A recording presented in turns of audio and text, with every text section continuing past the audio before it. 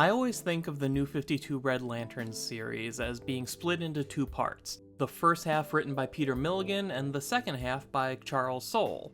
But what I tend to forget is that a third writer had a run on this series, albeit a short one.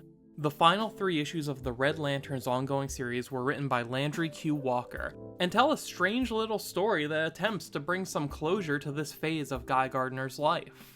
Red Lanterns number 38, 39, and 40 are written by Landry Q. Walker with art by Jim Calafiore, colors by Gabe Al-Taib, and letters by Dave Sharp.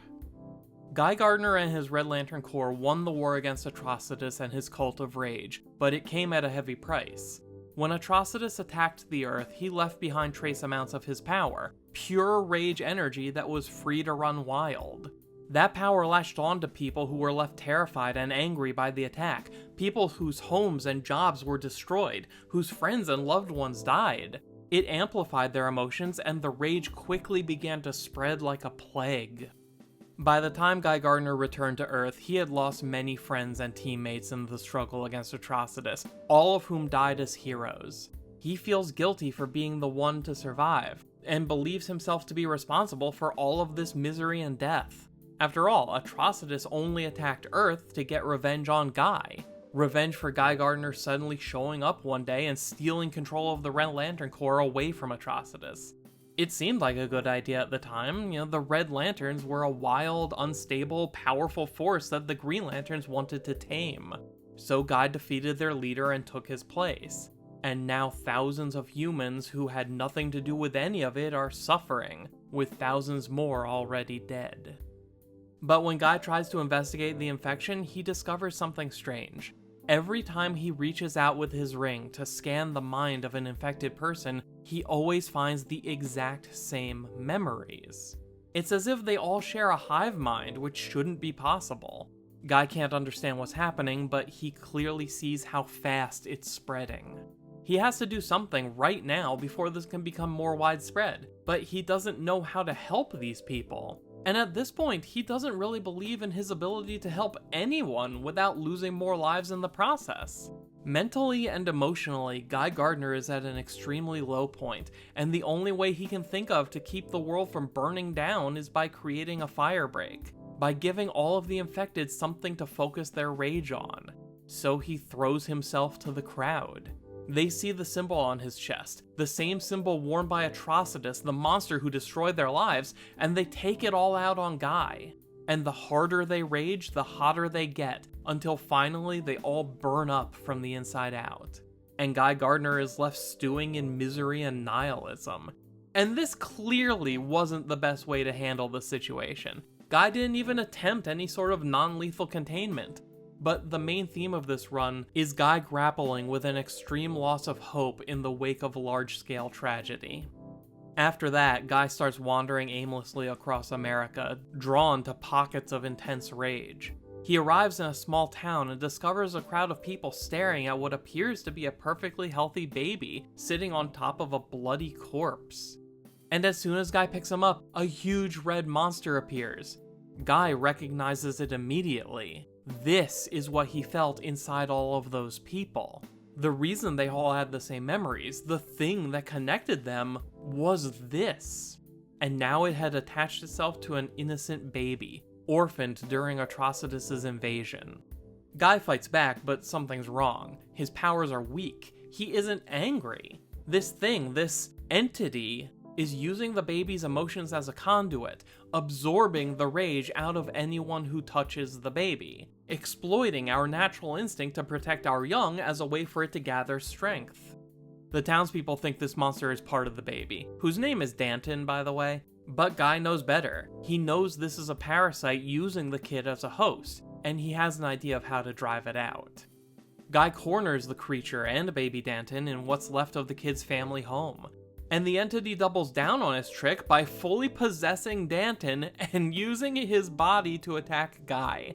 We get a few pages of Guy Gardner being beaten up by a literal baby, and it is hilarious. But then he lures Danton into an electronics store and hits play on the DVD he found. Suddenly, home movies of Danton's mom are all over the screen, and a feeling much more powerful than rage washes over him. Guy uses this opportunity to draw all of the rage energy out of Danton and expel it out into space. It's important to note that this doesn't get rid of the entity. It's been expelled from the baby, but Guy can still feel it out there somewhere, continuing to feed off humanity's rage. After it's all over, none of the locals want to take in baby Danton. Too much violence and death have been associated with the kid, and most of these people still think he is the monster. So now Guy has a new traveling companion as he continues to clean up the mess he helped make. And as they travel, Guy encounters more and more people infected with rage. So he tries doing what worked with baby Danton. He starts absorbing all of the excess rage out of those people. Again and again and again, Guy absorbs more and more rage as he moves across the country. And as he does, Guy begins to understand what's really happening. The power left behind by Atrocitus increased humanity's rage like throwing gasoline on a fire. And that creature was born from the collective rage of the human race. That's why it keeps coming back, why it can be in so many places, touching the minds of so many people. It isn't infecting them, it comes from them. It's a symptom, not the cause, and Guy has no idea what to do about it. He's already absorbed too much rage he can't handle anymore, and it's still just a drop in the bucket. One man can't handle the anger of an entire world, not even Guy Gardner. So Guy makes his way to Baltimore to see his sister Gloria. He hands her the baby and presses a button that teleports them both to the safety of a spaceship in Earth's orbit, promising that a Green Lantern should respond to the ship's beacon before too long. And it seems he got them out of there just in time because the planet Earth is lighting up like a Christmas tree as humanity succumbs to the power of rage. But the thing to know about Gloria is that, well, she's a Gardner, and she's just as obstinate as her brother. She tells Guy that he's being stupid, that no matter what he wants to blame himself for, no one person can take responsibility for what the entire world feels. And if he really wants to help, the answer isn't more rage. Fighting fire with fire just burns everything faster. So Guy lets it go. He takes all of the rage he's been hoarding and releases it. And it is painful, erupting out of him like a seemingly endless inferno. But it isn't endless, and it isn't alone. Gloria helped Guy remember that no matter how angry you become, no matter how large your rage may grow, it's still only one emotion, and you are filled with so many others. They're all a part of you, they're all connected, and if you pull hard enough on one, you'll end up getting one of the others as well. Guy opened up the floodgates, releasing all of his rage, and once most of it was out of the way, something else came out. Because everyone is angry, but that doesn't mean we can't still have hope. The blue light of hope erupts from deep within Guy Gardner, spoiling all of the rage that was feeding the entity.